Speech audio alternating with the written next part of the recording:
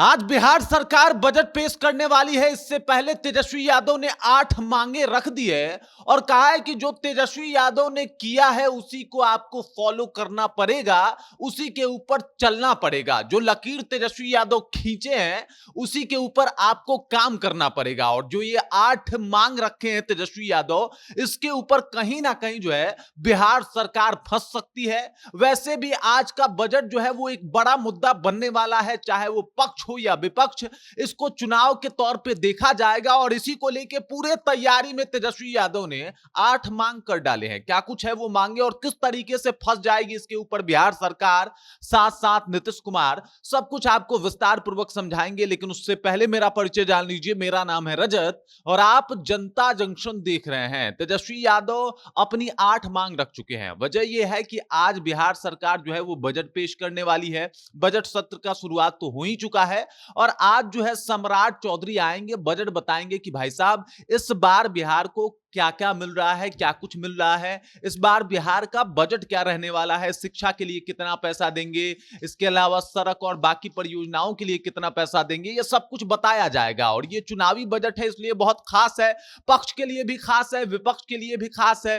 पक्ष इसके ऊपर जो है वो वोट लेने का काम करेगी और बताएगी कि भाई साहब डायरेक्ट फायदा हम किस तरीके से बिहार वासियों को पहुंचा रहे हैं और इसके ऊपर वोट बनाने की कोशिश करेगी। लेकिन इधर तेजस्वी यादव तैयार बैठे हैं कि ऐसे कैसे बना लीजिएगा, हम ऐसा कुछ मांग ही रख देंगे जिसके आगे आप विवश और फंसते हुए नजर आइएगा। 8 मांग रख दिए हैं और ये जो 8 मांग है इसके ऊपर कहीं ना कहीं सरकार जो है वो घिरती हुई नजर आ रही है। तेजस्वी यादव ने एक बकायदा पोस्ट भी लिखा है और कह रहे हैं कि भाई साहब हमने जो किया है उसी के ऊपर आपको रेंगना पड़ेगा, फॉलो करना पड़ेगा। ये तेजस्वी यादव कह रहे हैं कि भाई आज जो है बिहार सरकार बजट पेश करेगी।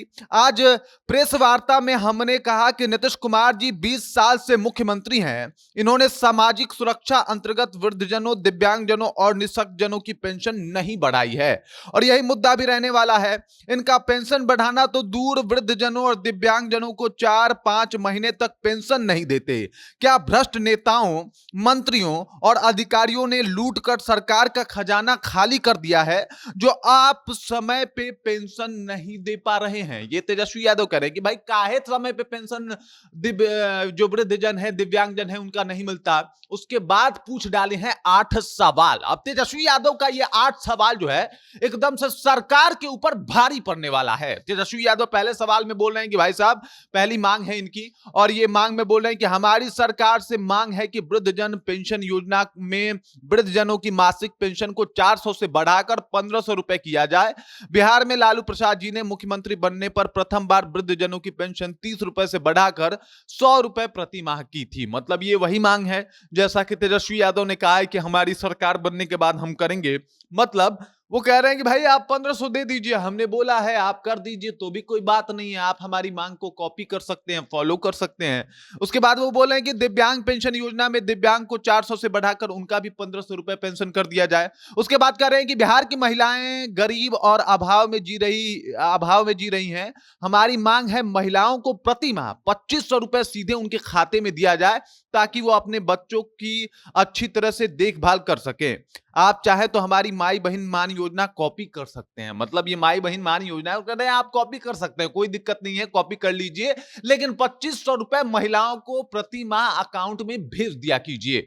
उसके बाद कह रहे हैं कि भाई सामाजिक सुरक्षा पेंशन के अंतर्गत विधवा माताओं बहनों की पेंशन को 400 से बढ़ाकर 1500 कर दिया जाए। उसके बाद बिजली के ऊपर भी घेरने का प्रयास किया है। वो कह रहे हैं कि बढ़ते बिजली बिल से गरीब और मध्य वर्गीय परिवार त्रस्त है और इस बजट में हमारी मांग है कि 200 यूनिट बिजली जो है वो फ्री की जाए, किसानों को सस्ती दर पे बिजली प्रदान की जाए। उसके बाद वो कह रहे हैं कि हमारे सरकार से हटने के बाद नियुक्ति प्रक्रिया रुक गई है। हमारे स्वतंत्रता दिवस पर मुख्यमंत्री ने 10 लाख नौकरी दिलाने की बात कहलवाई थी, उसे बिना आंकड़ों की बाजीगिरी के ये यथाशीघ्र पूरा किया जाए। उसके बाद वो कह रहे हैं कि हमारी सरकार में हुए जातिगत सर्वे के आधार पर चिन्हित 94 लाख गरीब परिवार की जिनकी मासिक आय 6000 रुपए से कम है, उनको हमने 2 लाख रुपए देने की योजना शुरू की थी, लेकिन अब तक उस योजना का क्रियान्वयन नहीं हुआ है।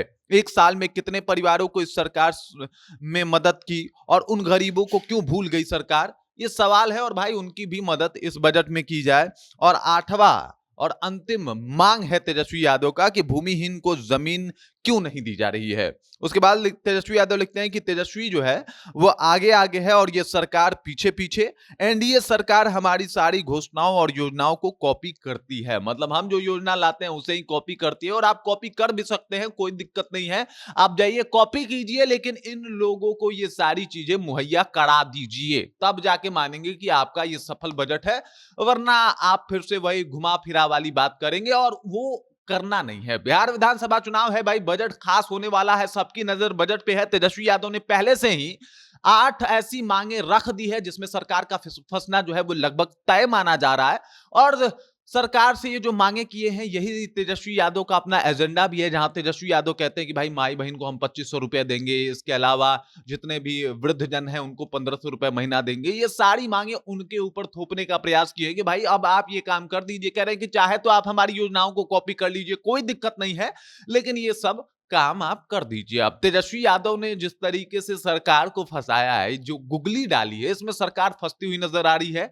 8 मांगे, देखना यह है कि जब बजट सत्र शुरू होगा और जब सम्राट चौधरी बजट पेश करेंगे तो उसमें तेजस्वी के मांगों को या तेजस्वी के मांगों का कितना ख्याल रखा जाता है। बाकी इस बात को लेकर और तेजस्वी ने जो मांगे रखी उससे आप कितने सहमत हैं, कृपया कमेंट कीजिए और अपना विचार जो है हम तक पहुंचा दीजिए। बाकी आप देख रहे हैं जनता जंक्शन और मेरा नाम रजत है।